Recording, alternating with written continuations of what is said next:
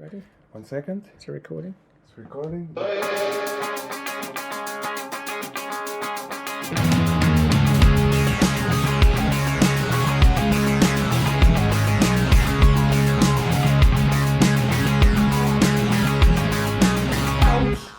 Good evening, welcome and hello again. We're back in the saddle with another episode of Unforced Errors. How many episodes is it now, David? Good evening. It's the number 15, is it?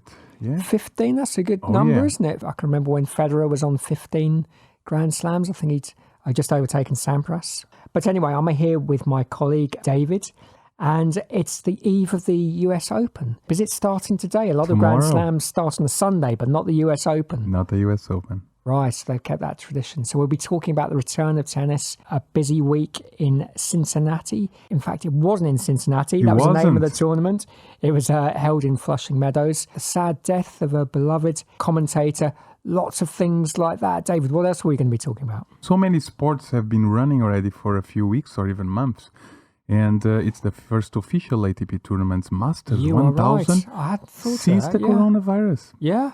So lots to talk about how it went, comparing the world before and the world after. So we're still very much tied to these new world conversations. Absolutely. Unfortunately, on the eve of tennis returning, the sad death of a tennis commentator, David Mercer. Yeah. Who passed away unexpectedly at the age of 70. And I promised you before the show, David, I was going to come up with some amazing factoids about David Mercer. Yes. So I don't know if you know this. Go. But David Mercer wasn't just a tennis commentator. He had other lives too. I know one.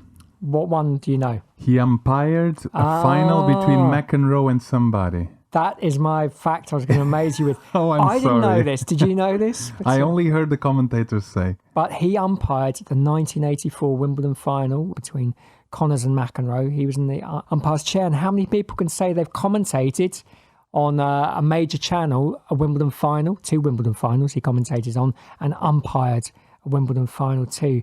That is almost unique. And I didn't know he umpired the final, which is the sign of a good umpire. You don't actually know they were in the chair. But he was also a solicitor. I think he became a journalist through winning a competition. I think he played for Wales in doubles, so he wasn't one of the great British players at all. You know, fair play to him. And we were discussing, weren't we, David? You think that it doesn't matter if a commentator wasn't a top player, whereas I politely disagreed. Mm-hmm. So he was a player, an umpire, and he was a commentator. He was. I think he was just kind of maybe a junior player, really. I don't think he... Yes. I don't know if he ever became professional. Got it. You were a fan of David Mercer, weren't you? Yes, I was. Well, I'm a fan of many commentators, especially English commentators. They are my favorites. I think they're the best at commentating tennis, by miles. Yeah. The Americans are fun as well. Some of them talk too much, but they are really good as well. So David Mercer, what I liked about him was he was very old-fashioned and very blunt about his opinions. He had a nice voice as well. That's how I connect with commentators. It's not about the history they have or not. It's just how they make me feel when I'm watching a tennis match. Definitely, so we will miss him for sure. Yeah. And he's going to miss out on the return of tennis. These crazy days. And how much of the Cincinnati Open did you watch, David? Almost everything. Most players that I enjoy. You even watched Jamie Murray in the doubles? Everything except doubles. Yes. Well, I can understand that. You got to the final. Did he win it? I don't know. I'm not a great doubles fan. We'll have to check that out. He lost. Oh. So there's a few things that are definitely interesting to talk about because we finally watched, and you watched a bit as well of this tournament, by the way? I did on Amazon Prime, which, as you pointed out, no adverts. No adverts, it's true. Lovely. Yeah. Though I do find on Amazon Prime, and I watch on the TV, I know you've recommended watching it on the laptop, but it's really quite hard to find the match you're looking for, and it's quite confusingly laid out, and sometimes you can't find the highlights. The highlights are out of order on the kind of list there. And for instance, I just wanted to watch the highlights of the Djokovic-Ranić final. Mm-hmm. And, the match was obviously over it, but I just couldn't find the highlights there. Maybe it takes a long time for the highlights package to come up. But that's my one criticism of Amazon. And I've watched a few matches too, where I don't know if the cameraman is drunk, but you can only see a tiny bit of the court. Oh, and wow. maybe one player. and then they go to the studio and you can only see a tiny bit of the pundits, as if the camera's in the corner. Do you ever get that? Drunken cameramen? I'll add to that the sound problems. Sometimes you hear a white noise sound. It's the sound of the environment not being controlled by noise gates. And scrambled pictures sometimes. The picture gets It's not scrambled on very the bottom good. half. Yes, it's not very good. And on TV, Prime ATP is a mess. Doesn't make any sense. You're trying to find what you want to watch and you can't. Yeah. Online is a bit better, but it's still messy. So it's getting better. Having said that, I'll move on to what did you feel about the new setup that they came up with? Less people on the court, less ball boys, no linesmen, the points being completely controlled by the Hawkeye. Yes, it was very different. It was noticeable when Djokovic needed treatment. It was like the physio was barking at the umpire in the semi-final, I think, face mask, and got out this welder's mask for Djokovic to wear. Yeah, it was a mask and the plastic. You always think of things like, that's great, that's really good, but the umpire's passing the face mask with his hands. So there's still the risk there, you know, the ball boys are still picking up the ball with their hands. There's always going to be a risk, and there's this pseudoscience, isn't there? Do the face masks really help when they're giving their speeches? Djokovic took his off at the final presentation to kiss the trophy. You know, there are always going to be things you do which go, oh my God, yeah, you shouldn't have done that. And that might be the one thing which kills you.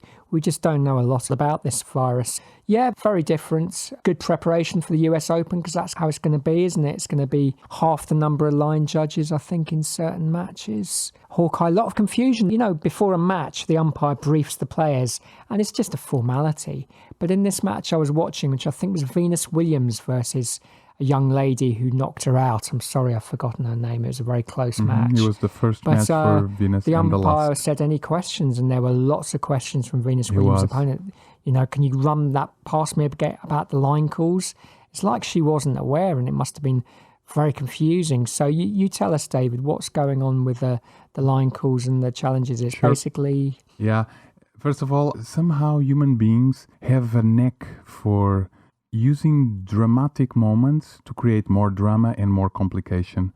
These are times where things have to be simplified, and even in customer supports and all these things of the world, things are becoming very, very exaggerated and complicated. And in some situations, like you said, I don't know if the mask or if some certain situation would make sense putting so much emphasis and Could attention they play on. in a mask? Would that be too much? I wonder if they considered that. Have you played in a mask? I haven't played in a mask. Someone out there must have tried it. Oh, It'd be must difficult, have. wouldn't it? Yes, because of breathing. Maybe if you only cover your mouth and not the nose, it's a bit easier. Depends how you breathe. Yes. But back to the new setup of the Cincinnati, it was interesting to see. There's pros and cons, yes. There's always the two sides.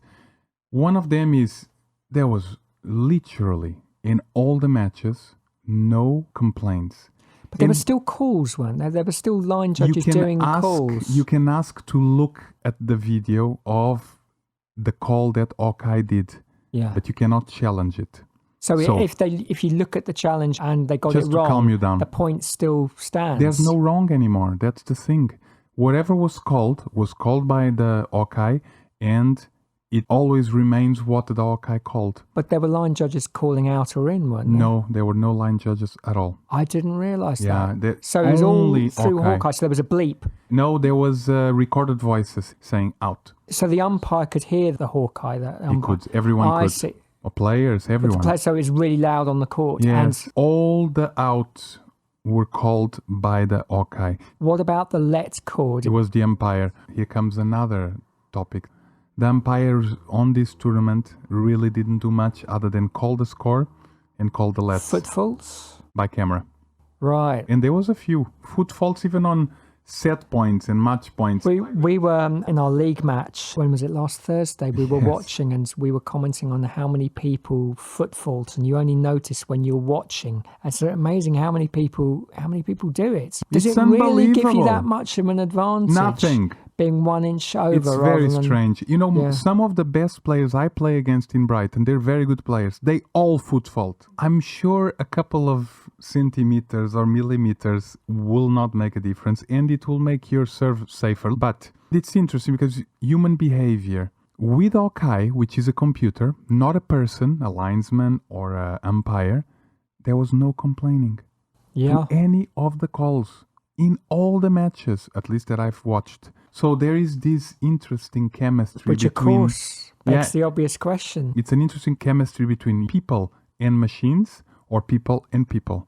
With the Hawkeye, it was just, okay, it was very close. Please, umpire, can I see the video? The video shows and the player is in peace and can move on to the next. But it's still been called out to the players, asking to see it again to check whether Hawkeye's obviously faulty. Exactly. Does it ever... It didn't happen once. There was no mistakes. So is it used as a time-wasting tactic sometimes to kind of get your breath back? Maybe. But it takes the human element away, which is the obvious moral dilemma. Sport is a test of your character. How well do you react if in one of the biggest points of your life it's called out and you think your shot is in? If you feel with this human element you're being tested and you can see just how strong your personality is, what type of a character you are.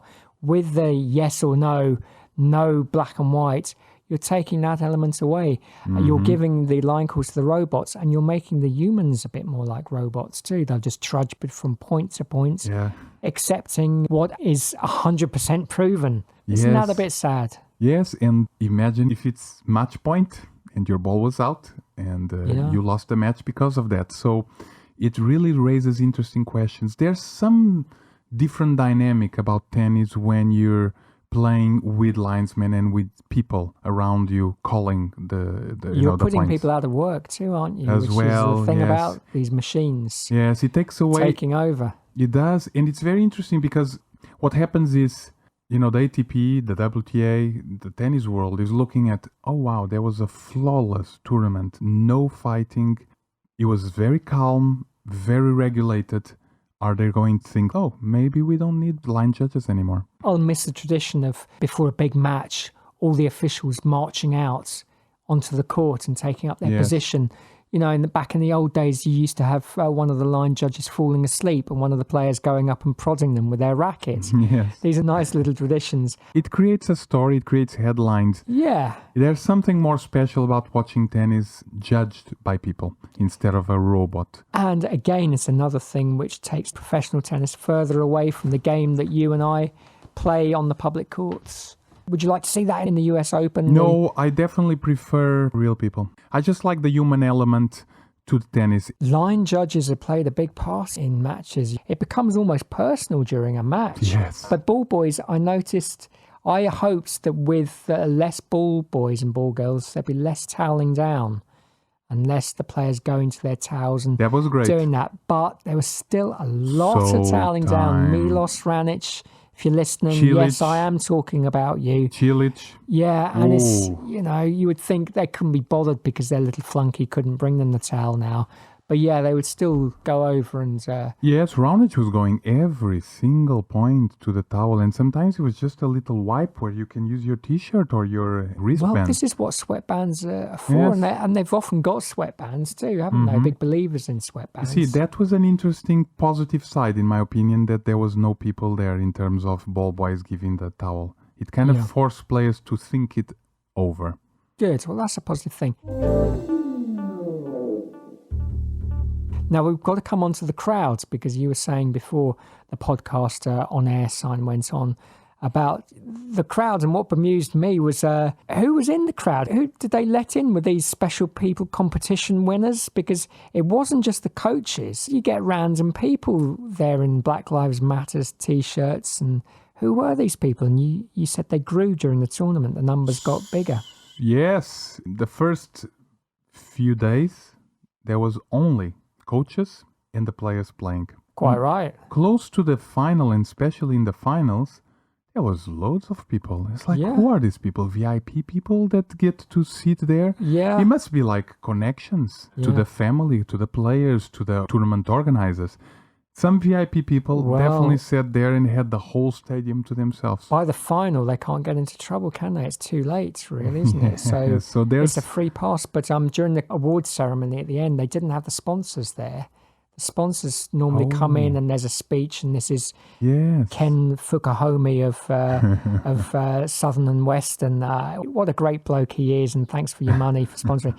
But it was just, thanks to our sponsors, they can't be here today for obvious reasons. I didn't notice that. So Nice. it's just the tournament directors, two of them. And the players themselves who gave little speeches. And did you hear the speeches? Ranić was up first. Yes, I did.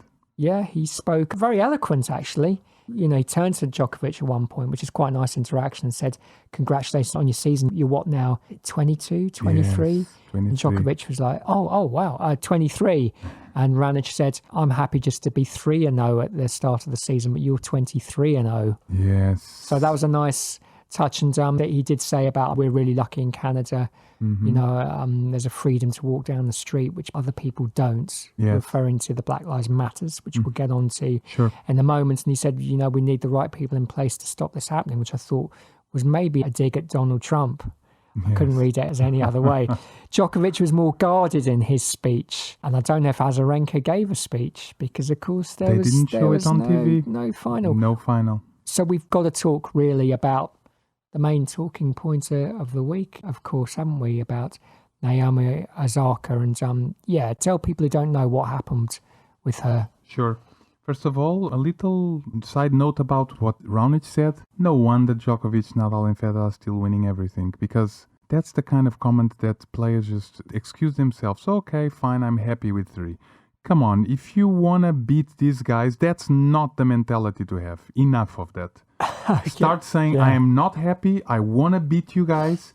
This has to happen one day. But no, all of them get there and they will say, oh, I'm happy with what I've got. Thank you very much. Now I'm going home. Maybe they don't have the skills. Maybe they're saying the right thing. Good point. But that's not the mentality. That, I don't know if you watched the final, but after the first set, 6-1, Raonic just stopped believing. He was shank after shank. Something happened in the mind, maybe the 10 losses in a row versus Djokovic. But there was something there that just disappeared. Well, the speed of shot went down, apparently, statistically, you know, damn statistics. And I think they pointed out he has a good body serve, which Djokovic doesn't like. Not one body serve. If you get the body serve right against Djokovic, great. If you don't, he's very good with the footwork. Yes, because body serves... But Raonic could have done that. He could have. And body serves are good against the good returners. Because but whatever he was doing in that first set was working. And Djokovic was not doing well. Like a lot of big servers, we underestimate how good they are with their ground strokes when they're on form. Yes, look, I've watched all Raonic matches this tournament, and he was playing out of his mind. I've never seen him play like this. But then you get to the final, you're 6-1 up, and you just crumble. That was mental. And maybe that's why he says at the end, I'm happy with 3.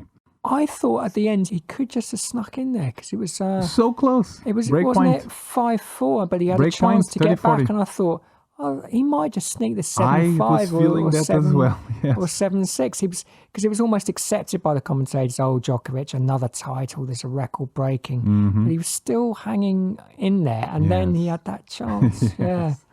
Anyway. And there were a few shanks. You're very right. So many, and they didn't happen in the first set, no, or in all the tournament that Raonic played. So crazy. But anyway, having said that, kudos to him.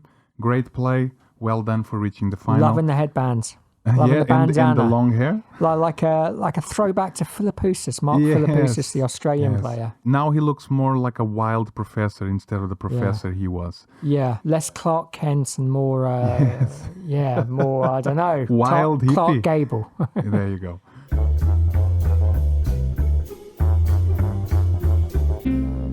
Okay, going back to your question about Naomi's message before Friday match.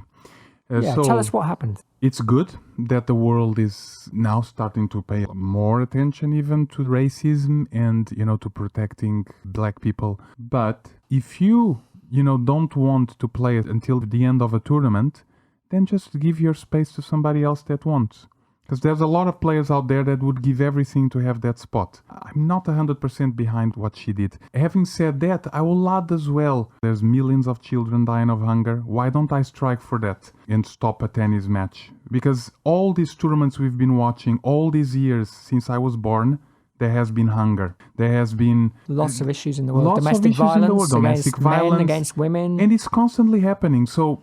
overall, it can have maybe good results, but there's a lot of fucked up issues in the world. I'm supportive of all this, but saying that you're not going to play a semi-final because it's not important, give your space to somebody else and play another tournament. Well, this is what Unforced Error is about, as one of the taglines. We're saying what pundits on mainstream channels don't say, maybe feel they can't Yeah, say because of exactly. sponsors. And you had to be so careful because we don't want to offend anyone. But Of course not. You say the whole world will be against you, but maybe mainstream media isn't really reflecting what people are thinking a bit. Naomi Osaka, just a bit of background. It doesn't seem it was a protest out of nothing. She did fly to Minneapolis fairly recently to join in protests. Yes, she so does it have wasn't the like feeling. she picked up a paper on the Thursday and just thought, I'll make this protest. She obviously, has been following the events. So she decided to withdraw on the Thursday from a semi-final. She only just got there, so I don't know how long she was planning to do this. It might have been spontaneous, but she only just got through the quarterfinal to get there. And then she withdrew. And then I think a couple of hours later, they said, look, we're pausing the play for all matches, men and women. So I think they lost a day's play, They did. the men and the women.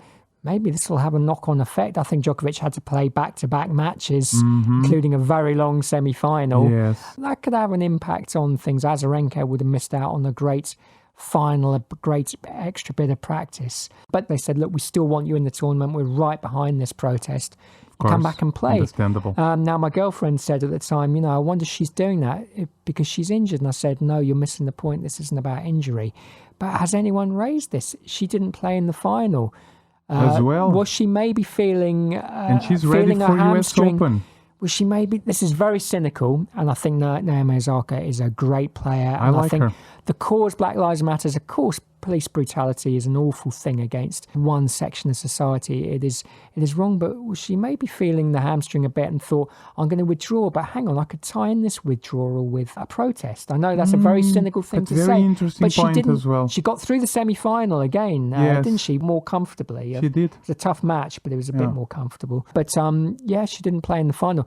The tournament organisers must have, deliberately or not, she's created havoc with it. There's no Yes. presentation, no final. And I appreciate your point about letting another person play. I do think she probably only decided halfway through the tournament to do something. Of course. But how is it really helping things? It's drawing attention to the cause. That's the strong part. I don't know what the demands are exactly. Me neither. They don't seem to have a fixed thing like we want stop and search of all black people or anything. It's just, it's very easy to say. I've just said it. I think police brutality against black people is awful. But is that the only aim of the thing, going around saying that? Surely a lot of people feel that way. Anyway, did you note the reaction of the other players at all? You have to share that with me because I didn't. I'll add something before you share, which is you said that Osaka was already, previous to the tournament, already engaged in this Political activist. Exactly, really, which is great. So engaged. That's the correct word. engaged. Yeah. Thank you. So this means that I'm not saying that I know what she did, but maybe she knew that it was coming. And another reason not to play. Just let it be. Give the I can't space be the to only other players. person who's thought it, really. And, maybe that's a noble thing. I'm going to withdraw, but hang on, I could also protest while I'm withdrawing. I'm not saying she did it, but the cynic in It's me... 2 hours in one day. Yeah. But there you go. The world followed and the tournament stood behind her. Great. I mean, of course, it's for a good cause. We cannot go against a good cause. Do you think the tournament and the players feel a bit pressured to go with it? Because if you stand out against it, you are seen as a racist, rightly or wrongly. That's the problem. It's brave for what Osaka did. Yes. Don't get me wrong. But it's also brave to say, well, look, sorry, I respect it, but I don't actually agree with it. And I don't think we should be stopping the Of course. play. And people haven't said that. There are some sportsmen who refuse to kneel. And I think that's quite a brave stance because it's easier just to kneel and get along with it. Yes. But they say, look, we support the cause, but we think this is the wrong way of showing support for it. Yes. So, yeah, very interesting. Would she have done that in the US Open semi-final? I don't understand the timing, and this is my ignorance. Was the timing to tie in, were there protests about George Floyd on that day? Was that why that day was specific chosen, or did things come to a head in her mind? No one was really damaged, I suppose, in that there weren't thousands of ticket holders who were turned away because of it. Would this have happened if the world was normal and there were 10,000 people giving up the day of work to troop to Cincinnati, as it would have been? Maybe it's a good opportunity to do it when no one really gets that hurt by it, though. Could it have a knock-on effect? Tsitsipas said he found it hard to adjust. not playing his match. Yes, there you Joe go. Conter refused to get involved in it, which is Wow. quite brave because she could Interesting. easily have said, hey, what a great cause, I totally support it. Why didn't the tournament organisers announce it an hour earlier? Azarenka too was pretty frosty about it. Yes. She wasn't saying what a great thing to do. So I just wonder what the real feeling in the locker room is. There are, tennis players, they're not all one voice. They like to think differently, as the recent political problems highlighted during the tournament show, really. Yeah, it's so difficult to judge from far away here, sitting in our chairs. There's definitely something odd about that. I know that it's also related with the Me Too movement, how everybody's just getting on board, with Yes. a cause. It becomes so big. It may have even more impact, but what impact it's going to have, we're going to have to wait and see, because the people that are treating other people wrong are still out there. I don't know what they're going to learn from it, but I do hope that the movement moves forward. But I'll tell you, all these people that have this, like Osaka, in their minds, please stop protesting against mass production of weapons. There are lots of worthy and use causes. all that money to bring all those children dying of hunger in difficult countries. Well, maybe the form of protest should be players giving their prize money. There you go. How would that help? What would they spend the money on? We're getting away from tennis. I still don't understand exactly what the objective is. I mean, Black Lives Matters. Of course they do. Yes. Of course they They do. always did. They always did. Black boxer recently said, Dillian White, he said all lives matter. And, Of course.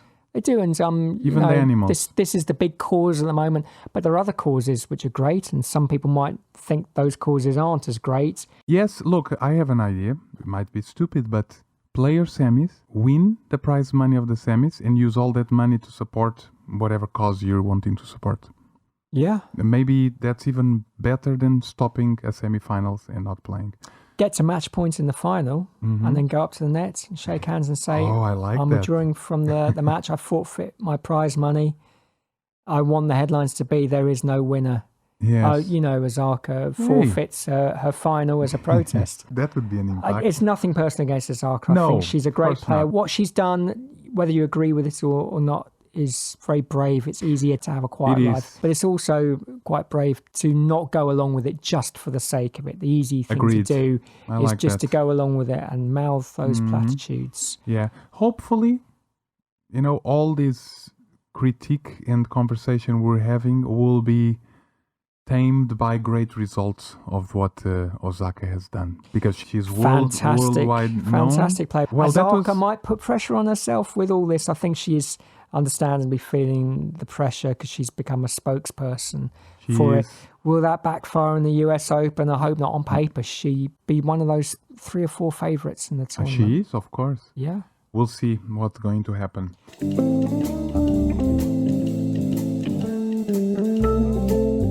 Okay, so moving on, 2 things that come along together nicely. First of all, Djokovic winning again, Cincinnati. Yeah, 23-0. Yes. Being open about saying that he wants to spend the whole year without losing a match. Yes. And being open about saying that he's chasing all the records, which Nadal doesn't. like that. Nadal always I says like it's not that. in his front attention. He just and- likes waking up in the morning and seeing what happens. Yes, exactly. Come Because on. I don't believe any of that. Djokovic, Nadal, and Federer are playing for the records. Who can blame them? Who can blame him? I would be doing the same. Yeah. You want to get out as the best player of all time. They've all got wall charts under their calendar in the kitchen, all saying how Yes, many they do. need to win. But I quite like Djokovic's honest ambition. Some would say like that too. naked ambition. Why not? He's got a golden opportunity for 23-0, big favourite for the US Open, despite his neck pains in that semi-final, which was great, by the way. Oh my I think, God, so I much think pain. you Did say his see name. that? I've forgotten his name. Carolina Buster. Anyway, the lad Buster, as I call him, played very well, and I think he surely will go deep. We're talking about Batista Agut. Yeah. Yeah, he beat Medvedev, which was one of my favorites to win. Yeah. Unbelievable. And he man. got thumped in the first set. Medvedev really He was on top fire. 6-1. Both It's like- wearing Lacoste and caps and looking very similar, which was disappointing. Yes. But Medvedev has fizzled out a what bit, hasn't he? happened? Oh, I was Yeah. very disappointed. And disappointed in Tsitsipas as well. Couldn't stay with Raonic. No, Yes, it's the same old. Same old. Because Here we are. Agut is 31, isn't he? Agut He's been yes. around forever. Ranić is 29. I was shocked how Yes. old he is. He's 'cause not the new I gen. still think of him as young, but Yes. we're finding instead of the next gen coming through, it's the forgotten gen who are coming back It's to the take the forgotten runners gen. up and semi-final slots. Well said. Yeah, it's pretty crazy. I thought this would be a great moment. The first tournament back, a new gen finally says this is our time. But no.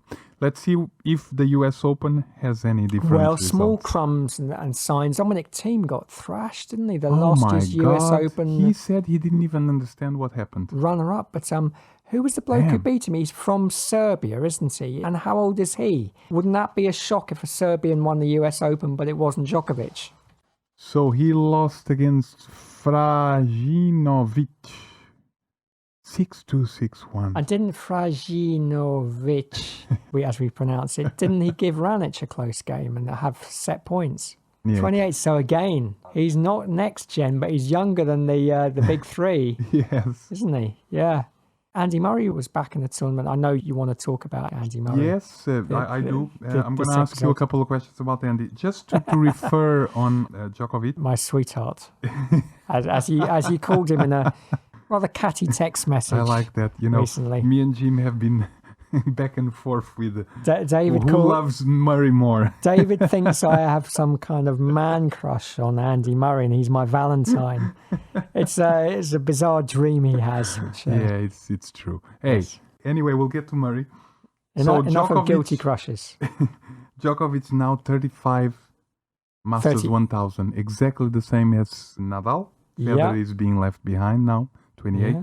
Nadal 35. And total titles, Djokovic finally arrives to the top 5. Can I 80. guess the top 5 without looking Go for at it. it? I know Jimmy Connors is number 1. 109, Roger Federer number 2. 103, For Nadal number 3. Ivan Lendl 94, I was going to say Lendl, yeah. Then Nadal and 4. Nadal 85, Yeah. and Novak Djokovic with 80.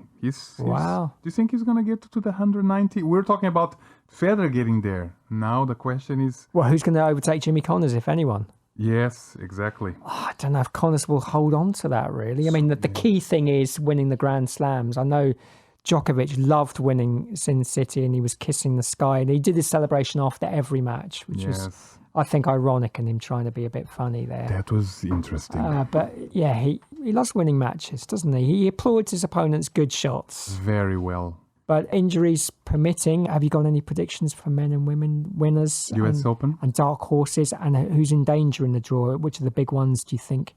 I can answer that question. That's one of my favorite players of all time. Has won her first title since she got pregnant good for her. years ago. Yeah. Azarenka. Custody battle too. Took her out, Yes, yeah. so many complications, and she Yeah. was playing beautiful Oh, tennis. brilliant, yeah. That fighter, she's back. Because Joe Conta was playing very well, Very but well as well, Azarenka but Azarenka handled came her. back. Yeah. So that's one of my predictions. Maybe, hopefully, with my heart, my prediction is that Azarenka wins the US Open. You'd rather she won than Serena Williams or Naomi Osaka? That's a great question. Look, my heart speaks louder for Azarenka for sure. And you think she stands more chance? Yes, and Serena, I don't know if you've watched her. The match she Yeah. lost, she was exhausted. Yes. Yes. Wow, it was strange to see. Maybe age is going Old to mother start picking time. up. Yeah. Catching up. This might be one of the last big opportunities for her to win the US Open because lots of players are not there. But I think Azarenka, yeah, you can't complain. She was the last woman standing in that tournament. Wow. That's got to count for something very special to her. Yeah. I think the pressure might get to Osaka after all the exposure that she's had. Yes. I think that might prove a bit too much to her. Joe Conta playing out of her skin, but I don't have total She overheats confidence. so much, Conta. It's crazy. She has these fiery shots, but then she overheats everything and then she starts losing the match. Yeah, it's She just like loses every in the match. oddest ways. Every point is the last point of her life. There's something And I there. think that just gets to you, the nerves of Yes. it. And even Djokovic has his quiet points during matches, Yeah. often the first set, plays himself in a bit. Yes. So your predictions are Djokovic? I would agree with you, Azarenka. Oh, yes. In Nice. the I like women's, but I'd watch out for Kitabuti as and well. the men's. the men's, it's hard to look beyond Djokovic. It's so hard. But look, he had genuine neck pain in that match.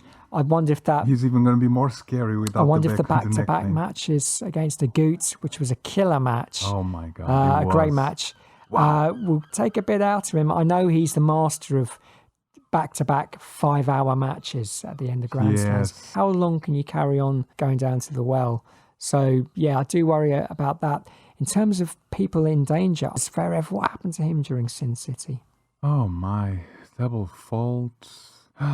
He lost to, yeah, of course, he lost to my sweetheart, didn't he? He lost to He did. Andy Murray. So I worry. I think he's a seed in danger. He's still high up there. I think Thiem needs to play himself in quickly to the tournaments. You would think before Sin City that he would be one of the favourites to challenge Djokovic. But let's not forget Medvedev reached the final. He's another one. I think he needs to really come out of the starting blocks firing to get his confidence back. And I think if he faced a Gut again, I think I'd fancy a Gut. This time, I Medvedev. think, yeah, I don't know how the draw is for a Gut and Djokovic, how early they might meet.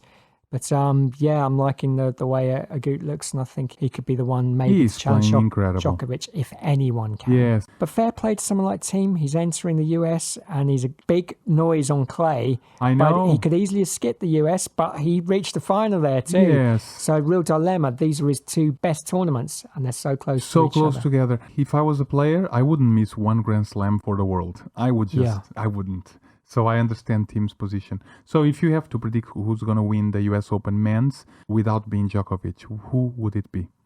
Without being Djokovic, you're looking at a great big chasm there, really. So it's too many players, isn't it? I think a Gut of those people, if you're Tsitsipas, going to use Agut. Cincinnati as a form guide, and why not? It's played at Flushing Meadows. Yeah. It's the same tournament. They're used to the city. I think that's going to count for something. I think a Gut could be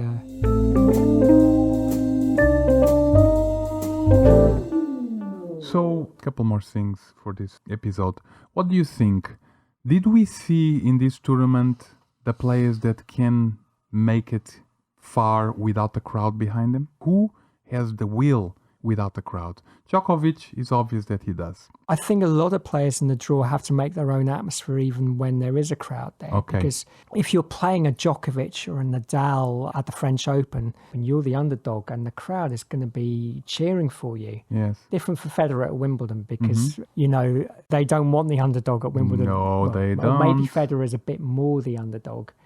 But, you know, you've got the crowd supporting you, and there's a clear support if you're facing Nadal at the French. If you're facing Djokovic, dare I say it, on most courts in the world, you're going to get the crowd behind you. Yeah.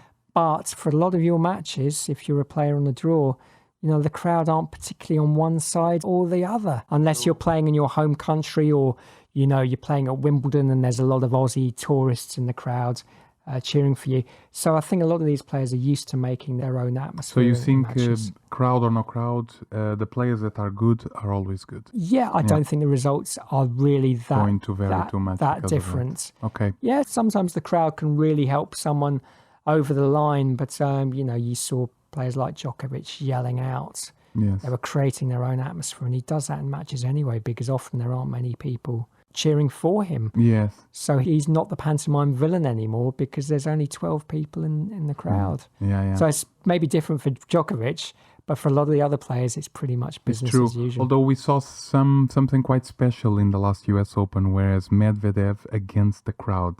And he loved that. Somehow that might have fired him up. You never know. Yeah, he did. He Maybe. had that kind of us against the rest of the world Yes, embrace the villain. spirit, and it was lovely. And I don't know if we'll see that again. I hope so. I like Medvedev. No, Medvedev now has the crowd on his side. I'd love to see a He won Medvedev them over. Tsitsipas final because there's Oh, wow. there's I like that. there's history between them. Yes. That would be really Oh, really spiky and nice to see. exactly.